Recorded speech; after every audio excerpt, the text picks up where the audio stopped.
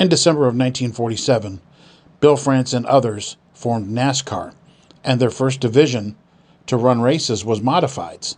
The second was called Strictly Stocks, and, well, for obvious reasons, because the cars were pretty much strictly stock.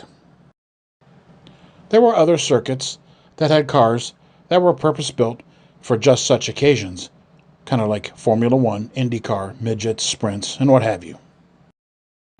But stock car racing, the old saying, applied then, you run what you brung. In 1949, the Strictly Stock division ran 9 races. In 1950, Bill France applied the name Grand National, and they ran 19 events, while in 1951, 41 were on the slate. In 1951, who could have envisioned tracks like the Charlotte Motor Speedway? At the time, they were competing on dirt tracks, horse tracks, even some ball fields hosted races. Look at the Bowman Gray Stadium. That's a football field. But it was clear that the one place Bill France needed to be was in Detroit, the Motor City. They needed to be in the backyard of where all the car manufacturers were. But let's back up a little and do some history on the region. Antoine de la Mothe Cadillac was from France and was a fur trader, trapper, and explorer, and founded Fort Pontchartrain de Detroit. Sorry, I have lovely French. Right at the mouth of what would become Detroit and Windsor in Canada. For the region it was sitting in geographically, it became important for all types of trade and production, and by the late 1800s and early 1900s, with that kind of population, a city needs goods and services. And in 1881, Joseph Lothian Hudson's began a department store that serviced the inner city. And it began to boom, and J.L. Hudson donated the property that the Michigan State Fairgrounds sat on to the city with the stipulation that it would always remain a state fair. Well, obviously, that did not happen. But anyway, they built the racetrack there, and that's where the race was held, at the 1 mile dirt track Michigan State Fair. Even Detroit's 250th birthday festival sports committee chairman Walter O. Briggs Jr. admitted the automobile was responsible for Detroit's world fame, and pointed out there were a wide variety of important events planned to commemorate this milestone. Industry was booming, and the population became so large that by 1951, almost 2 million people lived in the city limits, and Detroit became the 4th largest city in the country. When the Olympics come to a major city, a lot of construction takes place, motels, convention centers, and that was the feel in Detroit in 1951, as they were able to build a convention hall, a community arts building, and other structures with all of the money that poured into the region. Also, they hosted American Legion Junior Baseball Finals, the World Softball Championships, the Detroit Lions Cleveland Browns football game, and the University of Detroit Notre Dame football game in October. And also, the All-Star baseball game had already been played, the National Open Golf Tournament, the National AAU Senior Men's and Women's Swimming and Diving Championships, and the National Fencing Championships, along with the National AAU Gymnastics Championships, and a host of other events that Detroit used to celebrate its 250th marker. Renamed for that day on August 12th, 1951, the Michigan State Fairgrounds Speedway, it did not say that on the race program. At the bottom, it stated State Fairgrounds Track.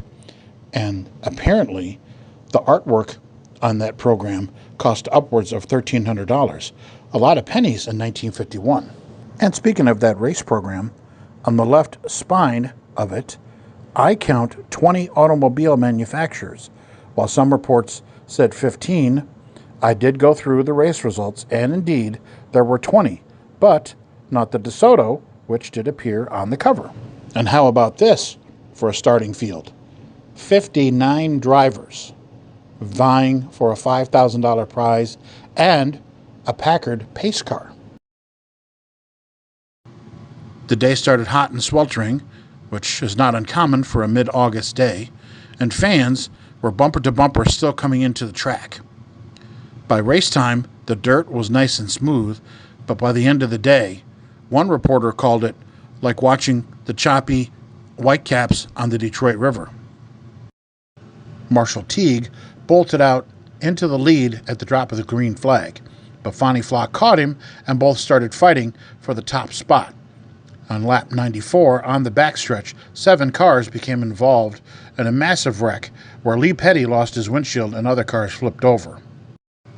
One of those cars involved was Fonnie Flock, who got on his lid, as well as Jack Smith. Lee Petty, however, kept going. Fans didn't know what to think. One minute they were aghast, next minute they were cheering. The ones in the infield would run to where the action was, and then run to the other side of the track where more action was. Police on horseback tried to keep an eye on anything unruly, but basically it was just fans and their curiosity of driving a car to the track and then racing it. There was action everywhere, 5 leaders, and the lead changed hands 12 times, and it came down to a shootout between Tommy Thompson and the ever-colorful Curtis Turner. Both got together in the far turn, and then Curtis was out of the event from overheating. With Turner now out of the race, all Thompson had to do was hang on to the last 25 laps, and the prize would be his. This victory, which took 4 hours, 20 minutes, and 28 seconds to complete, was the only one for Tommy Thompson in the Cup Series. In 1952, NASCAR was back in the Motor City, and Tim Flock literally dominated the 250-mile event, taking the lead on lap 100 and basically never looking back. He would also go on to win the title that year. So did these two events have the effect that Bill France wanted? Well, sorta. Stock car racing continued at the Michigan State Fair until the late 60s, but under different sanctions, like the AAA, the forerunner to the USAC Stock Car Series, and MARC, or ARCA, and other local events like smash-up derbies, but NASCAR never returned to the Michigan State Fairgrounds. Now, believe it or not, I only live less than 2 miles from this location, and it pains me to go by there every time for what could have been. However, in an urban center like Detroit, this was inevitable because the track wasn't designed for motorsports. However, it suited it well in the 1940s and 50s because fans could see the whole track. There was no banking, it was circular so that fans could see all the action versus a road course or a road rally or things like that. It wasn't like the board tracks of the 1920s where the banking was so high and the speeds were so fast that people were literally flying into the stands and killing themselves. But a city like Detroit here, and this major thoroughfare of 8 Mile Road, M102, certainly development was going to take over. And you see the Amazon building over here, and it won't be long before this Coliseum and the adjacent buildings there will be all gone, and that'll be the last remnant of the 1951 NASCAR race here in the city of Detroit, the only one, the Motor City. Yes, we're going to take another week off, so you won't see a full-length feature for 2 Tuesdays. I know. We take as much time off as Johnny Carson. Anyway, you might see some shorts here and there. But as far as a longer feature, it'll be a while. So please enjoy your 2 weeks off. We're going to as well. And we'll see you next time. Thanks for watching.